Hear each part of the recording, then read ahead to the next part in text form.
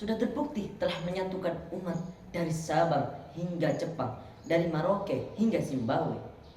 Jepang boleh bangga dengan gunung Fujinya, Cina boleh bangga dengan temboknya yang kokoh, Amerika boleh bangga dengan patung Liberty, Barabai boleh bangga dengan apemnya, Kandangan boleh bangga dengan dodolnya. Tetapi sebagai umat muslim harus lebih bangga dengan ucapan Assalamualaikum warahmatullahi wabarakatuh. Dewan Hakim Pekan Dakwah Milenial yang arif dan bijaksana, dan para hadirin yang laki online maupun offline yang saya cintai dan mencintai saya. Alhamdulillahirabbil alamin. Wassalatu wassalamu ala rasulillahi wa ala alihi wa sahbihi ajma'in. Amma ba'du. Puji syukur kehadirat Allah Subhanahu wa taala yang memberikan begitu banyaknya kenikmatan hingga unlimited dan tak untuk menghitungnya. Salawat bertangkai salam merupakan hiasan lisan setiap insan. Insan menggunakan mobil Nissan hingga tukang bakso yang sering kepanasan. Kalau musim hujan, ya kedinginan. Allahumma shalli ala sayyidina Muhammad. Apakah hadirnya di sini tahu hakikat dan mencintai Nabi Muhammad? Yang pertama, kita harus mengenal beliau dulu.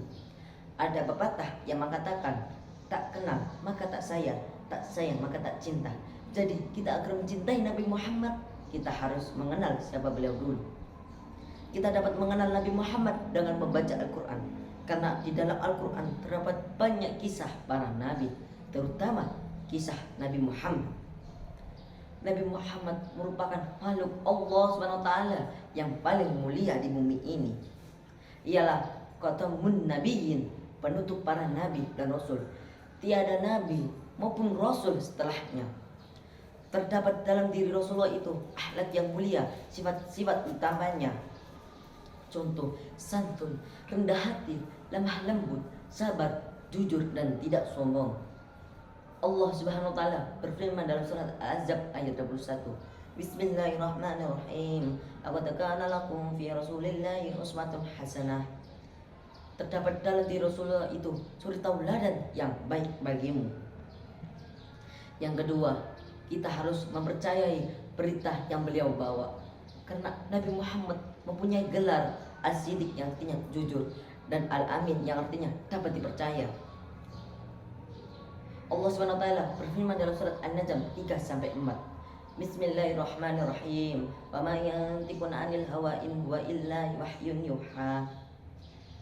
Ucapan itu menurut kemauan hawa nafsunya. Ucapan itu tiada lain hanyalah wahyu yang diwahyukan kepadanya. Nabi Muhammad SAW mempunyai gelar yang dijuluki oleh penduduk Mekah Al-Amin, yang artinya dapat dipercaya. Jauh sebelum beliau diangkat menjadi nabi, apapun yang beliau ucapkan itu penduduk Mekah mempercayai, karena Nabi Muhammad bukanlah pembohong. Mustahil Nabi Muhammad berkhianat kepada orang yang memberi amanahnya.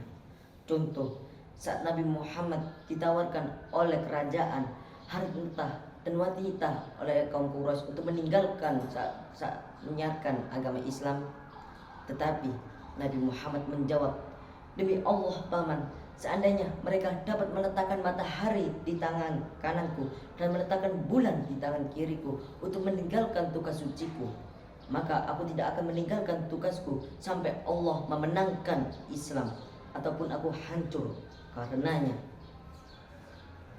Maka itu kita harus bersegeralah mewujudkan keteladanan, bersegeralah menjauhi larangannya. Para hadirin yang lagi online maupun offline rahimakumullah.